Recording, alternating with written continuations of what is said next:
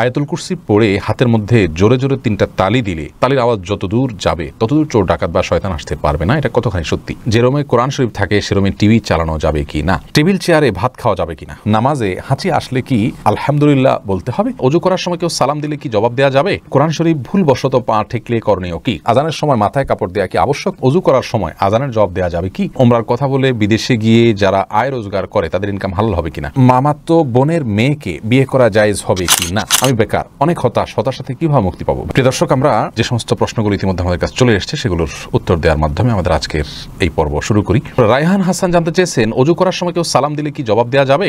উত্তর হলো যাবে, কোনো অসুবিধা নেই। অজুর মধ্যে অজুর ফাঁক দিয়ে আপনি কারোর সালামের জবাব দিতে পারেন, তবে পানির ট্যাপ ইত্যাদি বন্ধ করে নেবেন যাতে করে পানি অপচয় না হয়, আর গল্প স্বল্প করা যাবে না। মেহেদী হাসান জানতে চেয়েছেন, নামাজে হাঁচি আসলে কি আলহামদুলিল্লাহ বলতে হবে? ভাই মেহেদী হাসান, নামাজে যদি হাঁচি আসে তাহলে সেক্ষেত্রে আমাদের কোনো কিছু বলতে হবে না, কারণ আলহামদুলিল্লাহ বলা, ইরহামুকাল্লাহ বলা এগুলো সালাতের বাইরের জন্য প্রযোজ্য, সালাতের মধ্যে এগুলো বলা যাবে না। এরপরে এমডি মুজাহিদুল ইসলাম আপনি জানতে চেয়েছেন, কোরআন শরীফ ভুলবশত পা ঠেকলে করণীয় কি? কোরআনে কারীম এখানে যদি ভুলবশত পা লেগে যায় বিশেষ কোনো করণীয় নেই, তবে সাবধান থাকতে হবে কোরআনের প্রতি অসম্মান যাতে ইচ্ছা অনিচ্ছা না হয়, বাস, এছাড়া বিশেষ কোনো করণীয় নেই। জিয়াউদ্দিন জানতে চেয়েছেন, ভাগিনা ভাগ্নিকে আব্বু আম্মু বলে ডাকা যাবে কিনা? অসুবিধা নেই, এটা সে অর্থে প্রকৃত অর্থে আব্বু আম্মু বলা হয় না, যার কারণে ইন্নামা আমারও নিয়াত, তাদেরকে মানে আব্বু আম্মুর মতো মানে শ্রদ্ধার স্নেহের সেই জায়গা থেকে বলা যেতে পারে, কিন্তু পরিচয় দিয়ে আব্বু আম্মু তারা আমার বাবা মা এরকম কোনো পরিচয় তো আপনি দিচ্ছেন না, যদি দিতেন তাহলে সেক্ষেত্রে এটি গুনাহের কারণ হতো। রূপালী বিনতে জামাল আপনি জানতে চেয়েছেন, ফাঁকা দাঁতে ক্যাপ লাগালে বা নকল দাঁত লাগালে অজু হবে কিনা? উত্তর হলো হ্যাঁ, অজু হয়ে যাবে। দাঁতের প্রতিটি চিপায় ফাঁক ফুকরে আপনাকে পানি পৌঁছাইতে হবে, তার জন্য কসরত করতে হবে, এরকম কোনো কথা নেই, আর এটা কোনোদিন সম্ভব নয়। প্রত্যেকটা দাঁতের মধ্যবর্তী যে চিপা আছে সেখানে পানি পৌঁছানো এটা কোনো সহজ কাজ নয়, অতএব এটা শরীয়ত আমাদেরকে নির্দেশ করেন। আল হারজু মাদফু, ইসলামী শরীয়তের একটা মূলনীতি হলো যে জিনিসটা আমাদের জন্য খুব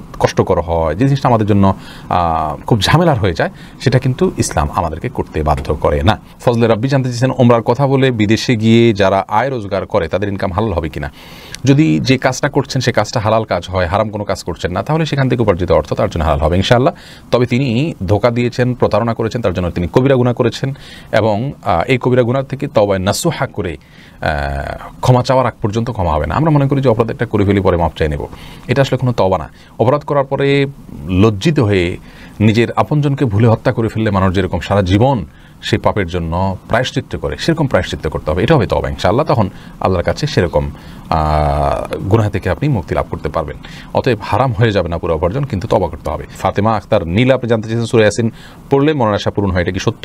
কোন ফাতেমা সূরা ইয়াসিন পড়লে মনের আশা পূরণ হয় এরকম কোনো কথা রাসূল করিম সাল্লাল্লাহু আলাইহি সাল্লামের কোনো হাদিস থেকে আমরা জানি না, এটা সঠিক নয়। সাইফুল ইসলাম আপনি জানতে চেয়েছেন, অজু করার সময় আজানের জবাব দেওয়া যাবে কি? অজু করার সময় আজানের জবাব দেওয়া যাবে যদি আপনি অজুর ফাঁকে ফাঁকে দিয়ে ফেলতে পারেন, কোনো অসুবিধা না থাকে, পানি অপচয় না হয়, ফাঁকে ফাঁকে দিয়ে ফেলতে পারেন। অজুর সময় বিশেষ কোনো দোয়া নেই, অতএব মুখে আপনি সে আমলটা করতেই পারেন। অজুর হাত ধোয়ার সময় এক দোয়া, মুখ ধোয়ার সময় এক দোয়া, পাও ধোয়ার সময়, মাথা করার সময় এক দোয়া, এরকম বিভিন্ন দোয়ার কথা আমরা জানি, সেগুলো বিশুদ্ধ হাদিস দ্বারাই প্রমাণিত নয়, যার কারণে অজুর ফাঁকে ফাঁকে আপনি আজানের জবাব দিতে পারবেন। মেহেদী হাসান জানতে চেয়েছেন, বিয়ের সময় শ্বশুর খুশি মনে কিছু দিলে নেওয়া যাবে কিনা, বলবেন দয়া করে। খুশি মনে দিলে নেওয়া যাবে, কিন্তু খুশি মনটা বোঝা আসলে খুব জটিল, যে খুশি মন কখন হবে। আমাদের সমাজে কিন্তু শ্বশুররা কালচারের কারণে বলে খুশি হয়ে দিছি, আসলে তিনি কতটা খুশি হয়ে দিয়েছেন তার যদি বিষয়টা যদি আপনি নিশ্চিত হতে পারেন তাহলে সেক্ষেত্রে আপনার জন্য এটা অবশ্যই গ্রহণ করা জায়েজ হবে। এরপরে ফারহানা হক দিবা আপনি জানতে চেয়েছেন, ফরজ নামাজের সিজদায় কি বাংলা দোয়া করা যাবে? তো হলো না, ফরজ নামাজের সিজদায় বাংলা দোয়া করবেন না। এমনি সাদ্দাম হোসেন জানতে চেয়েছেন, আমি বেকার, অনেক হতাশা থেকে কীভাবে মুক্তি পাবো? ভাই, হতাশা থেকে মুক্তির জন্য আল্লাহর প্রতি ভরসা করতে হবে, এবং আল্লাহ রাব্বুল আলামিনের নিরাশার মধ্যে কীভাবে তিনি আলো মানুষের মধ্যে সৃষ্টি করেন, আলো দেখান মানুষকে, সেই ঘটনাগুলো পড়বেন এবং মোটিভেশনাল স্পিচগুলো শুনবেন, সেই সাথে সিরিয়াসনেসের সাথে কাজ করবেন। আমরা অনেকেই হতাশ হয়ে বসে থাকি, চেষ্টা ছেড়ে দিই। আমাদের চেষ্টা অব্যাহত থাকতে হবে, পরিশ্রম থাকতে হবে, অধ্যবসায় থাকতে হবে, উদ্যম আমাদের মধ্যে থাকতে হবে, সফলতা ইনশাআল্লাহ পদচুম্বন করবেই। অল্প হোক বিস্তর হোক সফলতা আমরা দেখবো ইনশাআল্লাহ, যদি আমরা সেভাবে কাজ শুরু করি। বেশিরভাগ মানুষ হতাশ হন, তাদের একটা বড় অংশ আপনার যে বিশেষ করে বেকার হতাশ, তারা কিন্তু আপনার সঠিকভাবে পরিশ্রম করেন না। অনেকে ইগো প্রবলেমের কারণে বিভিন্ন কাজ করতে পারেন না, এগুলো সবগুলো ছেড়ে ছুড়ে দিয়ে হালাল উপার্জনের জন্য চেষ্টা করতে হবে, আল্লাহ তাআলা ইনশাআল্লাহ বারাকা দিবেন। এমপি মাহমুদ জানতে চেয়েছেন, মামাতো বোনের মেয়েকে বিয়ে করা জায়েজ হবে কি না? মামাতো বোন সে আপনার মাহরাম নন, যেখানে মামাতো বোনকেই সরাসরি বিয়ে করা যায় আছে, সেখানে মামাতো বোনের মেয়েকে তো অবশ্যই বিয়ে করা যায় আছে, কোনো অসুবিধা নেই। জাহানারা জিনাত জানতে চেয়েছেন, আজানের সময় মাথায় কাপড় দেওয়া কি আবশ্যক? না বোন, আজান হলে মাথায় কাপড় দিতে হবে এমন কোনো কথা নাই, এটা আমাদের সমাজে প্রচলিত একটি ধারণা মাত্র। মুসাইব আহমদ জানতে চেয়েছেন, ছোট বাচ্চা মোবাইলে পেশাব করেছে, এখন মোবাইল ফোন পাক করার পদ্ধতি কি হবে? মুছে ফেলবেন, পেশাবের কোনো আলামত না থাকলেই হবে। আর যদি ভিজা কিছু দিয়ে মুছতে পারেন তাহলে সবচেয়ে ভালো, ভিজা কিছু দিয়ে মুছে ফেলবেন যাতে পেশাবের গন্ধ না থাকে। কোনো যদি গন্ধ না থাকে তাহলে কোনো অসুবিধা নেই। যদি খাবার ইত্যাদি থাকে সেটাকে ধুয়ে ফেলবেন, কারণ সেখানে পেশাব শুষে গন্ধ হওয়ার সম্ভাবনা রয়েছে। ইশরাতুস সাদিয়া জানতে চেয়েছেন, 4 রাকাত তাহাজ্জুদের নিয়ম কি? বোন ইশরাতুস সাদিয়া, তাহাজ্জুদের বিশেষ কোনো নিয়ম নেই, অন্য সমস্ত নামাজ আমরা যেভাবে পড়ি তাহাজ্জুদের সালাত আমরা একইভাবে পড়ব। তবে সলাতুল লাইলি ওয়ান নাহারি মাসনা মাসনা, রাসূল আকরাম সাল্লাল্লাহু আলাইহি ওয়াসাল্লাম বলেছেন রাত এবং দিনের নামাজ 2 রাকাত 2 রাকাত, এর জন্য তাহাজ্জুদ 2 রাকাত 2 রাকাত করে পড়া উত্তম। 4 রাকাত একসাথে পড়লেও হয়ে যাবে, 2 রাকাত পড়ে সালাম ফিরে আবার 2 রাকাত পড়বেন। যে কোনো সূরা পড়তে পারেন, তাহাজ্জুদের জন্য নির্দিষ্ট কোনো সূরা না যে এই সূরা পড়তে হবে, এতবার পড়তে হবে, এরকম কোনো কথা নেই।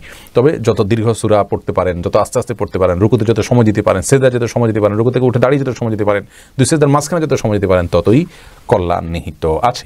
এমডি কাইয়ুম রাহমা এই নাম থেকে আমি যে প্রশ্নটি দেখতে পাচ্ছি সেটা হলো, টেবিল চেয়ারে ভাত খাওয়া যাবে কিনা? উত্তর হলো যাবে। তবে রাসূল করিম সাল্লাল্লাহু আলাইহি ওয়াসাল্লাম সম্পর্কে হাদিসে বর্ণিত হয়েছে, মা আকালা নবী সাল্লাল্লাহু আলাইহি ওয়াসাল্লাম আলাল খিওয়ান কাত্তু, তিনি কখনো খেওয়ানের উপরে খান নাই। খেওয়ানের ব্যাখ্যা অনেকে বলেছেন টেবিল চেয়ার, যার কারণে এটা অ্যাভয়েড করা, বিশেষ করে হেলান দিয়ে তিনি কখনো খাননি, এরকম একটি বর্ণনা পাওয়া যায়। তো যার কারণে হেলান দিয়ে খাবেন না, যদি টেবিলে চেয়ারে বসেনও খুব আয়েশ করে আয়েশি ভঙ্গিতে খাবেন না, এটুকু খেয়াল করা জরুরি। বাকি এটা খেলে যে গুনাহ হয়ে যাবে ব্যাপারটি সেরকম নয়। আফিয়া খাতুন মুন্নি জানতে চেয়েছেন, উচ্চস্বরে হাসলে কি ওযু নষ্ট হয়ে যায়? না, উচ্চস্বরে হাসলে ওযু নষ্ট নয়, তবে নামাজের মধ্যে উচ্চস্বরে হাসলে ওযু নষ্ট হওয়ার কথা ইমাম আবু হানিফা রাহিমাহুল্লাহ বলেছেন। দেলোয়ার হোসেন জানতে চেয়েছেন, যে রুমে কোরআন শরীফ থাকে সে রুমে টিভি চালানো যাবে কি না? দেখুন, যেই রুমে কোরআনে কারীম থাকে সে রুমে টিভি চালানো, টিভিতে যদি হারাম কিছু প্রদর্শিত হয় সে রুমে চালানো গুনাহ, কোরআন না থাকলে সে রুমে চালানো গুনাহ হবে। অর্থাৎ হারাম জিনিস যদি প্রদর্শিত হয় সেটা সব জায়গাতেই দেখা গুনাহের হবে। তবে কোরআনে কারীম যদি থাকে তাহলে এটা কোরআনের প্রতি একটা অসম্মান হয়, যে কোরআনের সামনেই কোরআনের নির্দেশের লঙ্ঘন, সেটা সন্দেহভাবে এক্সট্রা একটা অবমাননা হয়, কোরআনের একটা অসম্মান হয়, সেটা আমাদের না করা উচিত এবং কোরআনের সম্মানার্থে অন্তত হারাম থেকে বেঁচে থাকার চেষ্টা করা উচিত। যদি করেন কেউ তাহলে কোরআনের অসম্মান হবে এবং গুনাহ হবে। জান্নাতুল ফিরদাউস আপনি জানতে চেয়েছেন, আয়াতুল কুরসি পড়ে হাতের মধ্যে জোরে জোরে 3টা তালি দিলে তালির আওয়াজ যত দূর যাবে ততদূর চোর ডাকাত বা শয়তান আসতে পারবে না, এটা কতখানি সত্যি? বোন জান্নাতুল ফিরদাউস, আয়াতুল কুরসি সম্পর্কে রাসূল করিম সাল্লাল্লাহু আলাইহি ওয়াসাল্লাম থেকে একাধিক হাদিস বর্ণিত রয়েছে এর ফজিলত এবং মর্যাদা প্রসঙ্গে। তার একটি মর্যাদার বিষয় এও যে যেই বাসায়, যে ভবনে বা যে বাড়িতে বা যে জায়গায় বসে আয়াতুল কুরসি রাতের বেলা তেলাওয়াত করা হয় সেখানে আল্লাহ রাব্বুল আলামিন চুরি দাড়ি এগুলো থেকে তাদেরকে হেফাজতে রাখেন। অতএব আয়াতুল কুরসির এটি একটি ফজিলত বিশুদ্ধভাবে প্রমাণিত যে সেখানে আয়াতুল কুরসি পাঠ করলে আর চুরি হবে না ওই রাতে। কিন্তু এর মানে এই নয় যে যেমনটা আপনি বলেছেন যে 3 বার তালি দিতে হবে, তারপর তালের আওয়াজ যতদূর যাবে ততদূর আপনার প্রোটেকশনে চলে আসবে, এরকম কোনো কথা কোনো বিশুদ্ধ হাদিসে বর্ণিত হয়েছে বলে আমাদের জানা নেই। এরপরে জান্নাত রাখি আপনি জানতে চেয়েছেন, স্বামী পরকীয়া লিপ্ত হয়ে দূরে সরে আছে, তাকে কাছে ফিরিয়ে আনার কোনো আমল আছে কিনা? বোন জান্নাত, অনেকে আমাদের কাছে এই বিষয়গুলোর জন্য আমল চান। আমরা মনে করি দোয়া জিকির এগুলো কোনো বোধহয় মিরাকল, অর্থাৎ এগুলো পড়লে অটোমেটিকভাবে আমাদের কোনো অলৌকিকভাবে কিছু ঘটে যাবে। এটি মৌলিকভাবে আমাদের একটি ভুল ধারণা। মনে রাখা উচিত যে আমাদের কর্মের মাধ্যমে আমাদের জাগতিক সমস্যাগুলোর সমাধান করতে হবে, সেই সাথে আল্লাহ রাব্বুল আলামিনের কাছে প্রার্থনা করে রাখতে হবে, দোয়া করে রাখতে হবে তিনি যাতে সহজ করে দেন। এখন আপনার স্বামী পরকীয়া লিপ্ত হলে তাকে কাউন্সেলিং করতে হবে, তার সংশোধনের জন্য যথাযথ ব্যক্তি নিয়োগ করতে হবে, তাদেরকে ব্যবহার করতে হবে, আপনি নিজে চেষ্টা করতে হবে, আল্লাহর কাছে দোয়া সেই সাথে চালাতে হবে। আপনি দোয়া করবেন আর অটোমেটিকলি তিনি সংশোধিত হয়ে যাবেন, ব্যাপারটি সেরকম নয়। বিধায় আমাদের এই বিষয়টি খেয়াল করা উচিত। আপনি তাকে নিজের দিকে আকৃষ্ট করুন, তাকে কিভাবে ফেরানো যায় তার জন্য সমস্ত পন্থাগুলো অবলম্বন করুন, আল্লাহর ভয় দেখাতে থাকুন, যাদের মাধ্যমে বোঝালে সম্ভব হয় তিনি বুঝবেন, সম্ভাবনা আছে তাদের মাধ্যমে বোঝাবেন, এবং সেই সাথে আপনি নিজেকে আকর্ষণীয় করে তার সামনে তুলে ধরুন এবং আল্লাহ রাব্বুল আলামিনের কাছে দোয়া করতে থাকুন। সাধারণভাবে দোয়া কবুলের সময়গুলোকে আপনি কাজে লাগান এবং বিশেষ করে সূরা ফুরকানের আয়াত নম্বর 74 সেই সংখ্যা আপনি পাঠ করবেন, রব্বানা হাব লানা মিন আজওয়াজিনা ওয়া যুররিয়াতিনা কুররাতা আয়ুন। আল্লাহ আমার স্বামী, আমাদের পরিবার সদস্য, আমাদের সন্তান সন্ততি তাদেরকে আমার জন্য চোখ শীতল হয় এরকম মানুষ বানিয়ে দেন। ওয়া জাআলনাল মুত্তাকিনা ইমামা, এবং আমাদেরকে মুত্তাকিদের ইমাম বানিয়ে দেন। এই দোয়া আপনি বিশেষ করে পড়বেন ইনশাআল্লাহ।